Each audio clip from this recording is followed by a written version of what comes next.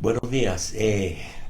Disculpen, hubo un pequeño impasse, pero ya se solucionó.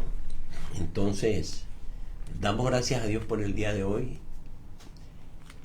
Ya nos tomó de lleno la fiesta, la celebración de fin de año. El mes de diciembre se ha tomado universalmente como, bueno, entre el pueblo cristiano, entre los que entre muchas naciones se ha tomado como referencia para celebrar el cumpleaños o la fecha del nacimiento de Cristo y todos los eventos con él relacionados.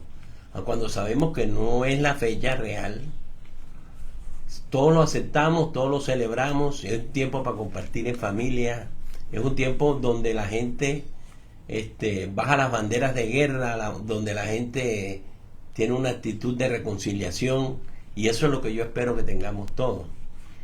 Veníamos hablando durante las semanas anteriores acerca de la autoridad, y yo no quiero pasar por alto el tema, no quiero terminarlo abruptamente.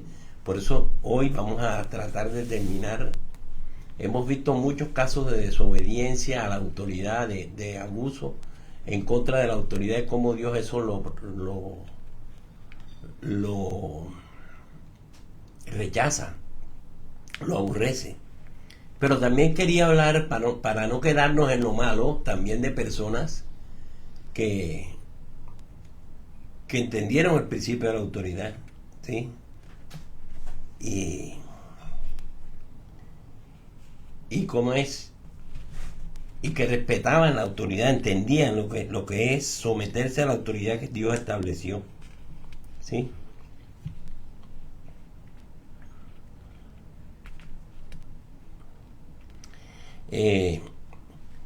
Voy a empezar leyendo un pasaje que está en el segundo libro de Samuel. Sí, voy a empezar por allí. Dice en el segundo libro de Samuel, en el capítulo 1, él está narrando de cuando David se entera de que Saúl muere. Una vez que David se entera que Saúl muere, entonces él es ungido como rey, ¿sí? Cuando él se entera que tanto Saúl como su hijo Jonatán mueren, y él hasta hace endecha. Pero me llamó la atención que en el versículo 12 dice: lloraron, lamentaron, ayunaron hasta la noche por Saúl y por Jonatán su hijo, por el pueblo de Jehová y por la casa de Israel, porque habían caído a filo de espada. O sea, habían muerto en la batalla, ¿no? David le dijo a aquel joven que le había traído la noticia: ¿de dónde eres tú? Y él respondió: yo soy hijo de un extranjero amalecita. Y David le dijo: ¿cómo no tuviste temor de extender tu mano para matar al ungido de Jehová? Entonces llamó David a uno de sus hombres y le dijo: ve y mátalo. Y él lo hirió y murió. Y David le dijo: tu sangre sea sobre tu cabeza, pues tu misma boca atestiguó contra ti, diciendo: yo maté al ungido de Jehová. Un muchacho va con la noticia y le dice al rey: rey, Saúl murió. ¿Y cómo murió? Dice: yo lo encontré que él se había matado con su misma lanza, pero quedó vivo. Entonces él me pidió el favor de que yo lo matara, entonces yo lo maté. Y David le recrimina y le dice: ¿cómo se te ocurre a ti matar al ungido de Jehová? ¿Cómo se te ocurrió a ti levantar la mano? Saúl estaba peleando contra los filisteos, y los filisteos lo derrotan, hieren, matan a sus hijos, a él lo hieren, y él no quiere que lo capturen vivo. Entonces él mismo se quita la vida. Él mismo se quita la vida. Eso lo vamos a ver más adelante. Entonces este muchacho se da cuenta, ve desde la distancia los eventos, recoge la corona, recoge el brazalete y se lo lleva a David. Y le dice: Saúl murió. Y cuando David le pregunta, él le da un reporte pensando que David estaría satisfecho de que Saúl hubiera muerto, pensando de que David tenía ambiciones de poder. Le dice: no, yo mismo lo maté, como poniéndose en buen lugar, y David lo manda a matar a él. por atrevido, por haber osado matar al rey. Ahora, los eventos fueron diferentes.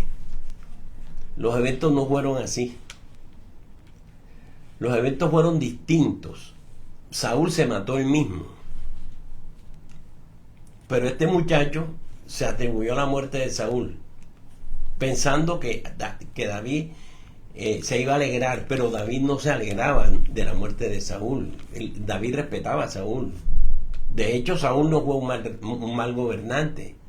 Cuando una persona moría, le hacían, le cantaban, y David le canta. Y miren la canción de David, dice, versículo 19, dice: ha perecido la gloria de Israel sobre tus alturas. ¿Cómo han caído los valientes? No se lo digan a la gente de Gad ni en Ascalón, para que no se alegren las hijas de los filisteos, para que no salten de gozo las hijas de los incircuncisos. Pero ¿cómo mira David a Saúl? Dice: la gloria de Israel, los valientes. Y decía, era un guerrero. Él dice: a su espada nunca volvió vacía, siempre fue un guerrero que defendió a la nación. ¿Cómo han caído los valientes en la batalla? Jonatán, muerto en tus alturas, o sea, murieron con gallardía. Angustia tengo por ti, hermano mío. O sea, David realmente estaba dolido por la muerte del rey. Él nunca tuvo ambiciones. De hecho, lo demuestran el pasaje en Primera de Samuel, por ejemplo, en el capítulo 24, nos demuestra eso. Mire lo que dice el capítulo 24, versículo 4. Versículo 3. Cuando llegó a un redil de ovejas en el camino donde había una cueva, entró Saúl en ella para cubrir sus pies, y David y sus hombres estaban sentados en los rincones de la cueva. O sea, Saúl se mete en una cueva para pasar la noche, y ahí adentro estaba David con toda su gente. Entonces los hombres de David le dijeron: he aquí el día que te dio Jehová, que te dijo el Señor, he aquí que entrego a tus enemigos en tu mano y harás con él como te parezca. Y David se levantó y calladamente cortó la orilla del manto de Saúl. Después de esto, el corazón de David se turbó porque había cortado la orilla del manto de Saúl. Se sintió mal por haber cortado el manto, la orilla del manto del rey. Y dijo esto a sus hombres: Dios me guarde de hacer tal cosa contra mi señor, el ungido de Jehová, que yo extienda mi mano contra él, porque es el ungido de Jehová. Y así reprimió David a sus hombres con palabras y no les permitió que se levantaran contra Saúl. Saúl, saliendo de la cueva, siguió su camino. O sea, ya David sabía que él iba a ser el reemplazo de Saúl, que él iba a ser el rey. Pero Saúl lo está persiguiendo, y en esa persecución llega la noche, uno de esos días, y él entra en una cueva. En la cueva está David con sus soldados, y los soldados le dicen: viste, esta es buena oportunidad que te digo yo, lo tienes ahí de papayita. Y David dice: no, señor, qué pena con ustedes, yo no voy a levantar mi mano contra ustedes, y ninguno de ustedes se atreve a tocar. Entonces él se acercó con la espada y le cortó un pedazo del manto. Pero se sintió mal por haber hecho eso, porque era el rey, era una ofensa contra el rey en el corazón de David. O sea, David no iba a ponerse en contra de a quien Dios había ungido, había colocado. Y cuando habla del ungido, es la persona a la que se le había dado ese cargo y se le había dado esa responsabilidad. Era la persona en autoridad sobre el reino. Igual nosotros nos encontramos más adelante en el capítulo 26.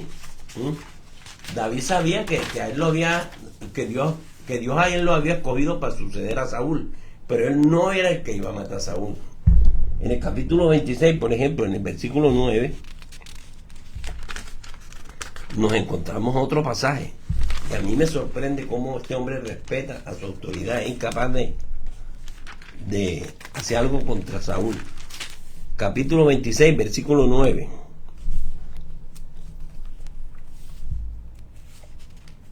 Dice, David le respondió a Abisaí,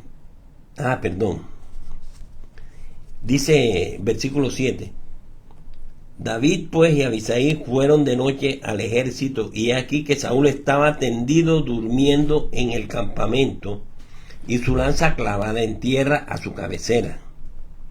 Y Abner y el ejército estaban tendidos alrededor de él. O sea, David llega al campamento y cuando llega encuentra que Saúl está dormido, tiene la lanza ahí, y él está rendido y ni siquiera se ha percatado de que ahí está David. Entonces Abisaí le dice a David, hoy Dios entregó a tu enemigo en tu mano. Ahora pues déjame que lo mate con su propia lanza, lo clavaré en la tierra de un solo golpe. No le daré un segundo golpe, o sea, seré muy efectivo, le voy a atravesar el corazón. Entonces David le dice a Abisaí, no lo mates. ¿Quién extenderá su mano contra el ungido de Jehová y será inocente? Eso no está bien.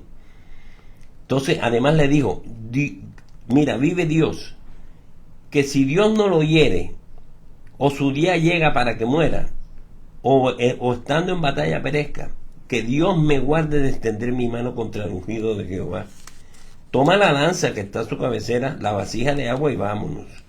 Y se llevó David la lanza, la vasija y la vasija de la cabecera de Saúl, y se fueron, y no hubo nadie que se diera cuenta, pues todos dormían, porque un profundo sueño envió el Señor sobre ellos.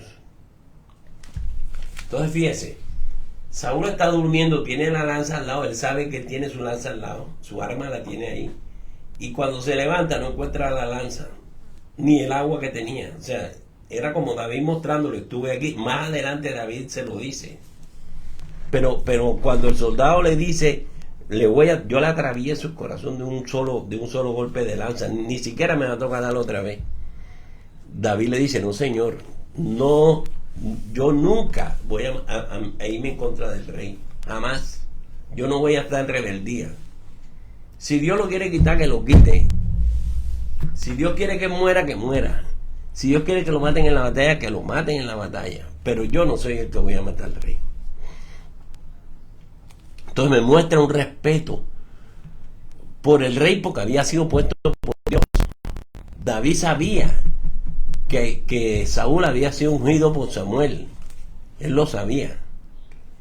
Y entonces no hace nada en contra de él. Entonces dice la Biblia que Dios reconoce a David como un hombre conforme al corazón de él. Entonces les quería mostrar un ejemplo de una persona que respeta la autoridad. Hombre, si la autoridad que tú tienes está en contra tuya, te odia, lo que quieras, tienes problemas,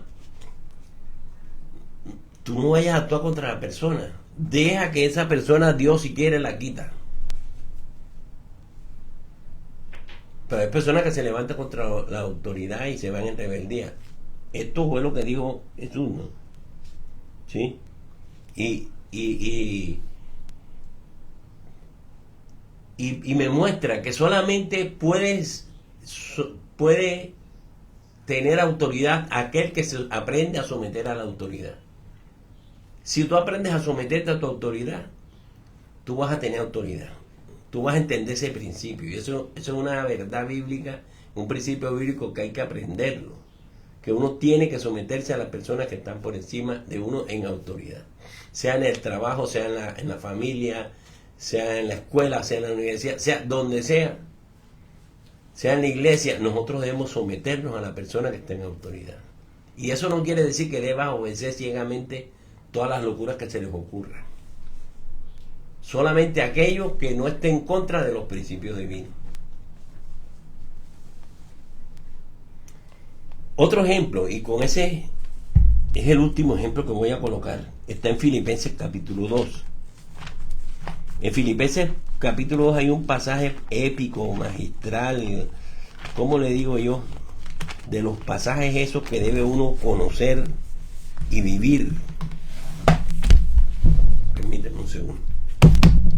Filipenses capítulo 2.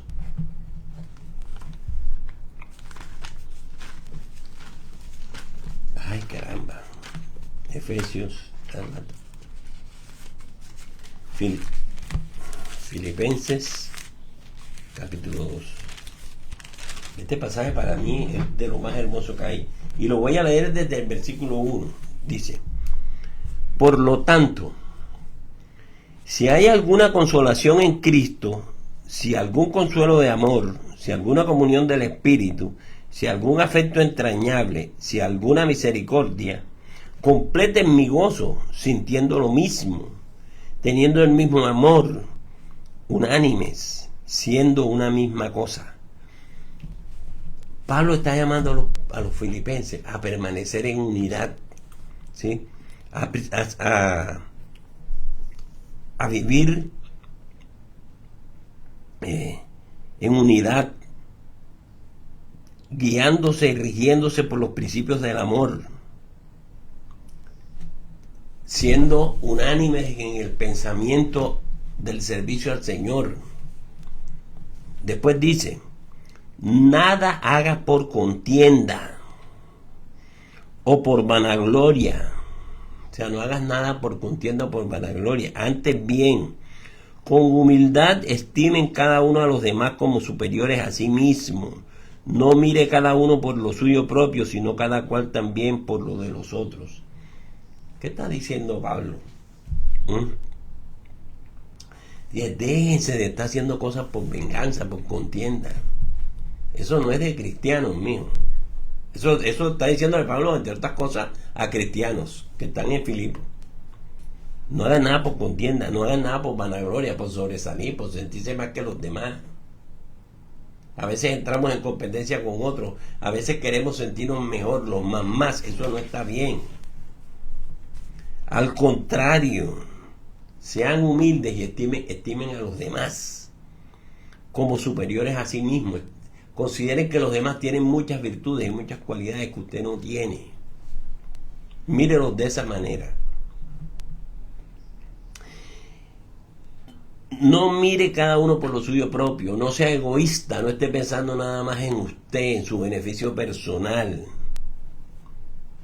Piense cada uno también por lo de los demás. Piense en los demás. Esto me parece interesante. Es un pensamiento que está tan arraigado en las Escrituras. En el corazón de Dios está tan metido ese pensamiento, que uno no piense en uno mismo, sino que piense en los demás. Que no pienses en tu beneficio personal, que pienses también en beneficiar a otros. Eso es algo que nosotros debemos grabar en nuestro corazón. Y Pablo se los dice a los filipenses, ¿sí? Y pone ahora sí un ejemplo. Dice: vea, tengan ustedes el mismo modo de ser, el mismo sentir. Dice: haya en ustedes este sentir que hubo también en Cristo Jesús. Cristo pensaba así. Cristo pensaba siempre en los demás. Cristo pensaba siempre en beneficiar al resto. Y ahora viene la parte del pasaje que me gusta. Haya pues en ustedes este sentir que hubo también en Cristo, el cual, siendo en forma de Dios, no estimó ser igual a Dios como cosa a que aferrarse, sino que se despojó a sí mismo, tomando forma de siervo, hecho semejante a los hombres, y estando en la condición de hombre se humilló a sí mismo, haciéndose obediente hasta la muerte y muerte de cruz. Por lo cual también Dios le exaltó hasta lo sumo y le dio un nombre que es sobre todo nombre, para que en el nombre de Jesús se doble toda rodilla de los que están en los cielos y en la tierra y debajo de la tierra, y toda lengua confiese que Jesucristo es el Señor, para gloria de Dios Padre. Hay tanta profundidad en este pasaje. El apóstol Pablo nos está invitando Oye, a que si somos realmente cristianos, debemos tratar de mantener la unidad de la iglesia. Que no debemos caer en rivalidad, ni en contienda, ni estar en competencia con nadie. Y fíjense que el enemigo nos toca por ahí. El enemigo a veces nos hace creer que somos mejores o superiores a los demás. Pero dice que no caigas en ese error. Considera que los demás también son capaces. ¿Sí? Que no lo subestimemos, que los demás tienen virtudes que nosotros no tenemos. Y que no pensemos que no pensemos egoístamente nada más en nuestro provecho, en ver qué ganamos, qué sacamos. Hay gente que hace actividades, que hace cosas pensando en qué saca. Uno de las dificultades que hemos tenido con la fundación ha sido que nosotros en todo momento estamos pensando en cómo nosotros favorecemos a los niños objeto de nuestro que están siendo influenciados por nosotros, objeto de nuestra influencia. Las personas de la fundación siempre estamos pensando en cómo los favorecemos. Sin embargo, yo veo que hay otras organizaciones que hacen las actividades para ver cómo les queda algo a ellos, cómo se favorecen ellos. Y eso no está bien, eso nosotros no lo consideramos. Hay gente que nos ha dicho, pero ustedes ¿por qué no buscan apoyo internacional, apoyo de instituciones, apoyo del Estado? Pero ya nos hemos enfrentado a situaciones como que nosotros los vamos a apoyar, pero nos tienen que dar un porcentaje. Entonces, nosotros no estamos haciendo fundación para que nos den un porcentaje, para que nos toque algo. No, nosotros estamos haciendo algo para beneficiar a los niños, para beneficiar a la comunidad. Y estamos empeñados en que ellos crezcan, en que maduren, en que se desarrollen. Y pedimos, y hay personas que nos colaboran.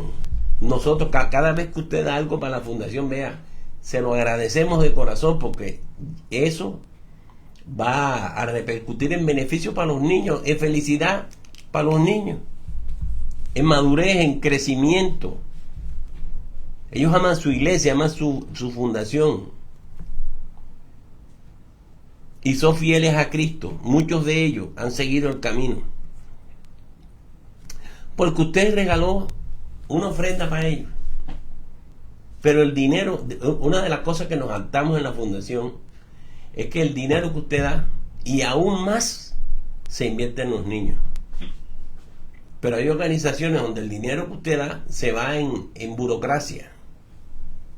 Y para las personas objetos del beneficio, un porcentaje pequeño. Y eso lo vemos, vea, a nivel gubernamental. Ahí si usted quiere, vaya a La Guajira y mire cómo se han aprovechado de la pobreza de ellos. Y han sacado proyectos y proyectos y proyectos, y la plata se quedan algunos con ella y la comunidad no recibe nada. La comunidad sigue pasando trabajo. Pero bueno, no me quiero meter en estos territorios. Entonces, dice, si usted es un verdadero cristiano, no trate de sacarle provecho a la situación que usted tiene, a la situación de autoridad que usted pueda tener.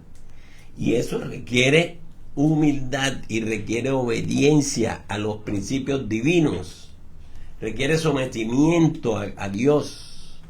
Y después nos pone como ejemplo. Dice, el mejor ejemplo que les puedo dar es Cristo. Él tenía el mismo rango. Tenía la misma deidad que Dios. Pero decide someterse a la autoridad divina. Vea cómo lo dice tan bonito. Dice, siendo en forma de Dios, no estimó el ser igual a Dios como cosa que aferrarse, sino que se despojó de sí mismo y tomó forma de siervo, de servidor, de esclavo.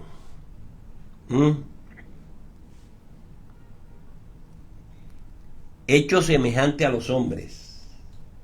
Entonces, dice la Biblia que él decide actuar con humildad y hacerse hombre, sometido a Dios. Sometido a Dios, que usted lo encuentra varias veces en la palabra. Yo no vine a hacer mi voluntad, sino la voluntad del que me envió. Padre, si es posible, aparte este cáliz, pero no se haga mi voluntad, sino tu voluntad. Siempre sometido.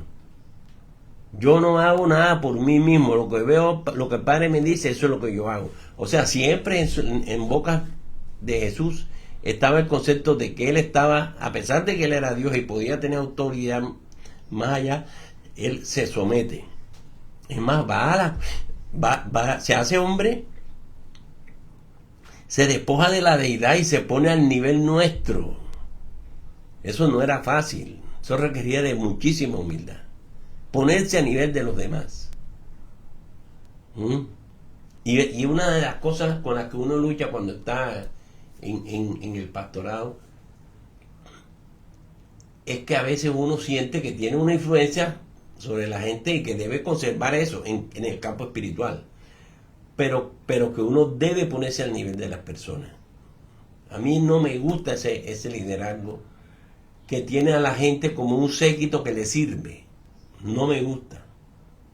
A mí me gusta, yo siempre he dicho que un pastor huele a oveja, porque anda con las ovejas. Pero hay pastores que nunca se untan con las ovejas. Ellos huelen a perfume y tienen un séquito alrededor de él que le sirve, y de pronto alguno de ellos sí puede que huela a oveja, pero él no tiene contacto con las ovejas. Y yo creo que uno como pastor debe vivir en medio de las ovejas, con las ovejas, caminando con las ovejas. Eso pienso yo, ¿no? Hablando de un pastor de profesión natural, ¿no? Pero también hablando de un pastor espiritual. Entonces uno debe tener contacto. Uno no es pastor de distancia, de púlpito, de allá arriba. Uno es pastor de abajo, de contacto. Entonces él se despoja y se hace semejante a los hombres. Pero me llama la atención, ¿sí? Él sabía que la desobediencia había entrado por un hombre. Entonces él, en un acuerdo con Dios, decide someterse a la obediencia. Porque el pecado entró por la desobediencia, él iba a traer obediencia para librarnos, ¿sí? Entonces la obediencia debía entrar también por un hombre. Entonces se humilla nuevamente. Se hace siervo, se hace esclavo, se hace obediente. Y renuncia a su deidad. Y eso era un riesgo grande porque podía perder muchos privilegios, ¿no? Uno puede perder privilegios cuando se baja de ese aire de grandeza.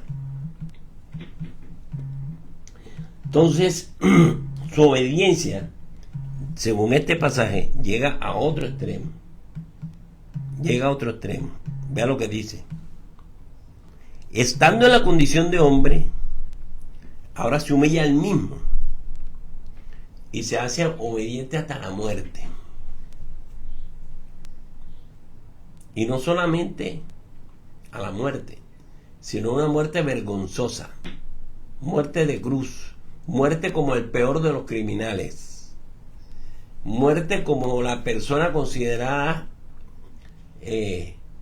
más indigna del mundo, de la tierra, porque esa era la muerte del peor criminal, era la cruz. Entonces veo que Jesús, estando en la condición de Dios, se humilla y se hace hombre, pero cuando está en la condición de hombre se humilla mucho más y se dedica a servirle a los hombres. No vino para ser servido, sino para servir. Y ya veo yo una segunda humillación. Y después se humilla nuevamente y obedece hasta la muerte. Y muerte de cruz. Y una de las cosas que me impresiona a mí, que tengo en mi corazón, que ha marcado mi vida, es ver a Jesús en la cruz. Ver a Jesús en la cruz, allí crucificado, muriendo y sufriendo, y otros le decían: si eres el Hijo de Dios, baja de la cruz, teniendo el poder para hacerlo, porque Jesús tenía como como hijo de Dios tenía toda la autoridad para enviar todos los poderes espirituales habidos y por haber, a todos los ángeles, legiones de ángeles, a destruir a los que lo estaban castigando y a bajarse de esa cruz victorioso. Pero ¿sabe qué? No se bajó. No se bajó, se quedó ahí hasta que murió. Esa escena a mí me confronta mucho. ¿Cuántas veces nos hemos enfrentado nosotros a situaciones en las que nos sentimos humillados, nos sentimos avergonzados, pero sabemos que si nosotros mantenemos esa actitud y nos quedamos quietos, los resultados al final van a ser beneficiosos para los demás, para otros? No es fácil renunciar a cosas. Jesús renunció a todo, a la vida misma, y no se bajó de la cruz. Ahí estaba en la cruz. Y no se bajó por amor a ti y por amor a mí. Allí se quedó para que tú y yo recibiéramos el beneficio del perdón y de la vida eterna. Se quedó en la cruz. No se bajó, allí murió. Y tú y yo recibimos ese beneficio. Tú y yo fuimos beneficiados. Ahora, la obediencia me muestra este pasaje también que tiene su recompensa, que Dios se agrada con eso. ¿Oyó? Su obediencia llegó al extremo de que cumplió la voluntad de Dios y le dijo: Señor, si es posible, cambiemos el plan, pero que no se haga mi voluntad sino tu voluntad. Si eso es lo que tú quieres, eso es lo que va a pasar. Y esa obediencia implicó sufrimiento, ¿entiendes? Y requiere de un aprendizaje, de un proceso lento. O sea, la obediencia es un proceso que uno comienza a aprender a someterse y va bajando la cabeza de arrogante, va bajando el orgullo y va poco a poco aprendiendo a someterse. Entonces, ¿qué pasó con esa obediencia de Jesús? Tuvo su recompensa, amigo. La obediencia Dios siempre la va a recompensar. Dice aquí, como él hizo eso, como él fue obediente aún hasta la muerte misma, Dios lo exaltó hasta lo sumo. O sea, le dio la máxima autoridad que criatura alguna en la creación o en el universo pueda tener. Lo exaltó hasta lo sumo y le dio un nombre que está por encima de cualquier nombre que esté sobre la tierra. Tiene autoridad sobre toda la creación. Y ante él tiene que doblarse toda rodilla, de los que están en el cielo, de los que están en la tierra, de los que están debajo de la tierra. Todos deben confesar que él es el Señor. O sea, todos deben someterse a él. Entonces, aprender esa obediencia es doloroso. Eso no fue fácil. Eso le costó. Le llaman el siervo sufriente, así le llaman. El siervo que decidió sufrir. Entiéndame que obedecer la mayoría de las veces no es fácil. La mayoría de las veces es doloroso. Pero te hace merecedor de la autoridad. Yo quiero ahora, si tú estás oyendo esto, quiero pedirte que recuerdes una escena de tu vida en la que tú sentías que por qué tú tenías que ser la persona que tenías que aguantarte todo. Eso lo he escuchado muchas veces. Pero ¿por qué yo? O sea, yo tengo que ser el más bobo de todos. Yo tengo que ser más... O sea, yo tengo que ser el que siempre doy mi brazo a torcer. No. Yo no tengo por qué ser la persona que siempre tiene que estar sometida. No. El mundo te pregona, Satanás te pregona. Lucha por tu libertad. Sé libre. Y siempre te está hablando libre de la opresión, libre del yugo. No te sometas a las autoridades. No te sometas a tus padres. Ya tú estás grande. Vete de tu casa.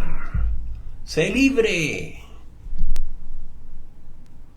No te sometas a tu pareja, a tu marido. Escapa.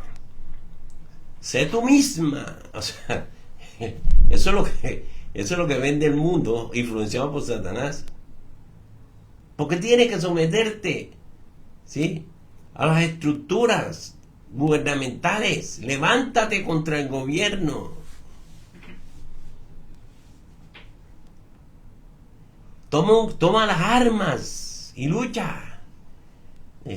Marcha a huelga de hambre, pero no te dejes. O sea, siempre, en vez de buscar el camino el camino correcto, te animan a que busques el camino de la rebeldía, del no someterte a la autoridad.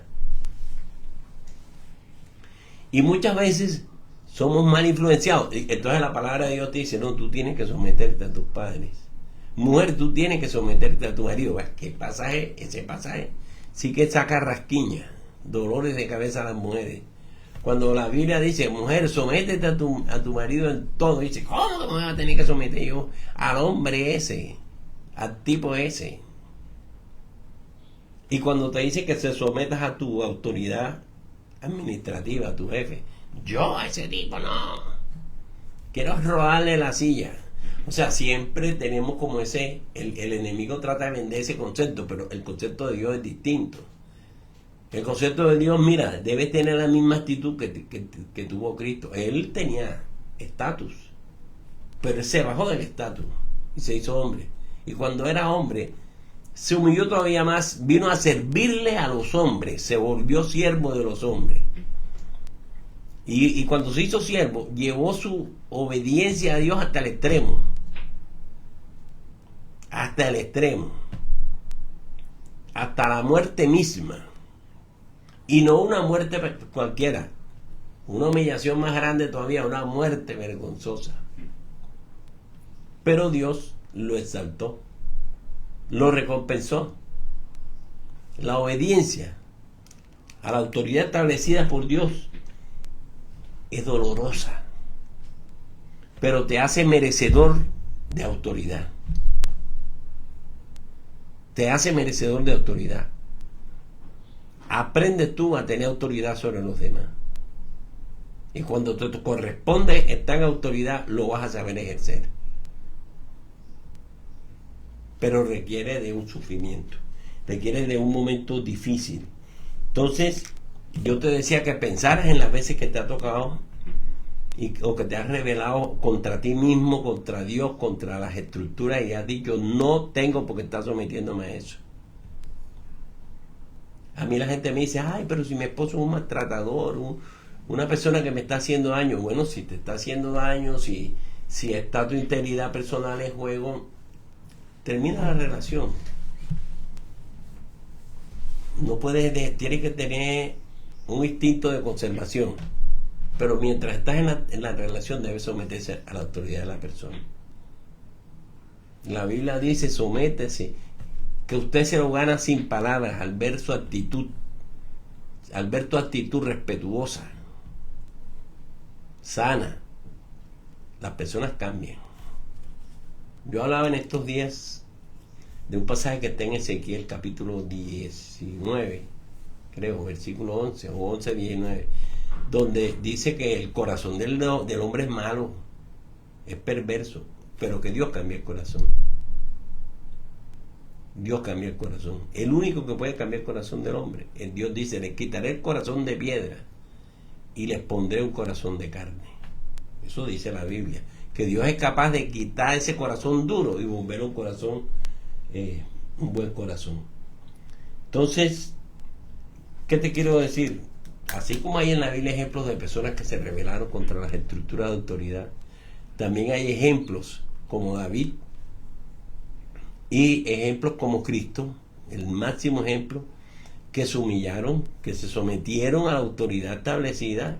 Cristo pudo en cualquier momento rebelarse, pero él estaba luchando por un beneficio para nosotros y sabía que ese sometimiento le daría gran influencia. Hay una persona, dos personas que les tocó someterse de una manera no convencional a las autoridades. Gandhi y Mandela. Y ambos son unos personajes respetados por toda la historia. Aún después de muertos todavía la gente los respeta como líderes.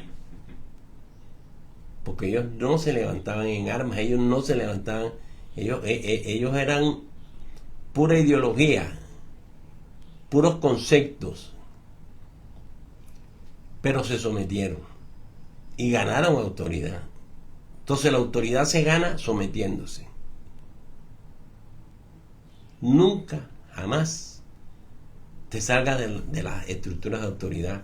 David fue tentado para matar a Saúl y no lo hizo. Él dijo, yo no soy el que le voy a quitar puesto a Saúl. Si Dios quiere que yo esté ahí, yo voy a estar ahí. Toda la vida pienso yo en David. Toda la vida pienso yo en David. Vea, David era un muchachito menor de los hermanos, metido allá en un monte cuidando unas ovejas. Y Dios quiso que él fuera el rey. Y de ahí, de ese corral de ovejas, de ese trabajo que era como lo peorcito en una familia, el trabajo más humilde, Dios lo colocó como rey. Le dijo, usted va a ser rey. Ahora él sabía que él iba a ser rey, pero él nunca hizo nada para derrocar al rey. David sabía, dice, si Dios me sacó de un corral para nombrarme rey, Dios, cuando quiera que yo sea rey, que quite al rey y me ponga a mí. Y él quita al rey y lo coloca a él, y después él lo respalda en todo lo que David hace. David se equivocó siendo rey y Dios, sin embargo, estuvo apoyándolo. Personas que no fueron así, ¿sí? Les tocó trabajos difíciles, duros, y fracasaron. Entonces lo que yo quiero dejar es que existen estructuras de autoridad que las estableció Dios y que nosotros debemos someternos a esas estructuras. Que mi Dios me los bendiga. Vamos a orar dándole gracias a Dios. Padre Celestial, yo te doy gracias y en esta mañana te bendigo. En esta mañana te pido, Señor, que nos ayudes a acabar con el orgullo, acabar con ese deseo de siempre estar beneficiándonos de las cosas y de los demás, de sacarle provecho a todo, de ser los que ganamos porque nos aprovechamos. No permita que tengamos esa actitud. Permite que nosotros tratemos de conservar siempre la unidad, que no seamos vanagloriosos, que no estemos siempre pretendiendo ser mejor que los demás, sino que consideremos que los demás en muchas cosas son superiores a nosotros. Padre, en el nombre de Jesús yo te bendigo y te pido perdón por las veces que me he rebelado contra las estructuras de autoridad. Te pido perdón. Si tengo oportunidad, también les voy a pedir perdón a ellos. Pero ahora también, Señor, yo te pido que tú traigas a nuestro corazón la paz tuya y que nos ayudes a entender estos principios para someternos, para obedecer, porque así aprenderemos nosotros a ejercer también autoridad.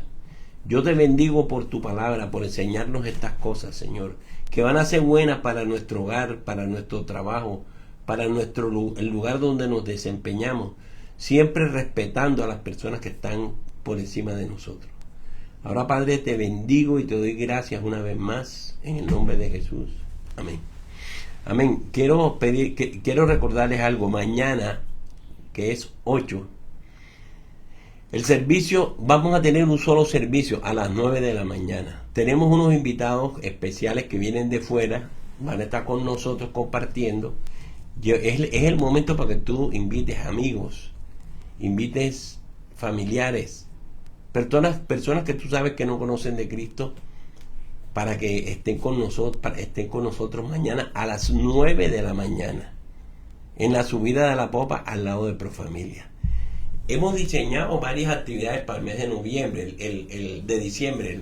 El domingo pasado tuvimos un jovencito de la fundación compartiendo la palabra, fue bien hermoso. Este domingo tenemos algo diferente también. El domingo 22 vamos a tener una actividad especial también. Entonces les estaremos avisando, estén atentos, siempre estaremos recordándoles. Por lo pronto mañana los espero a las 9 de la mañana. Esa reunión comienza a las 9 y se termina a las 11. Entonces que mi Dios me los bendiga, que tengan un resto de día bajo la presencia de Dios, mucha prudencia, mucho cuidado.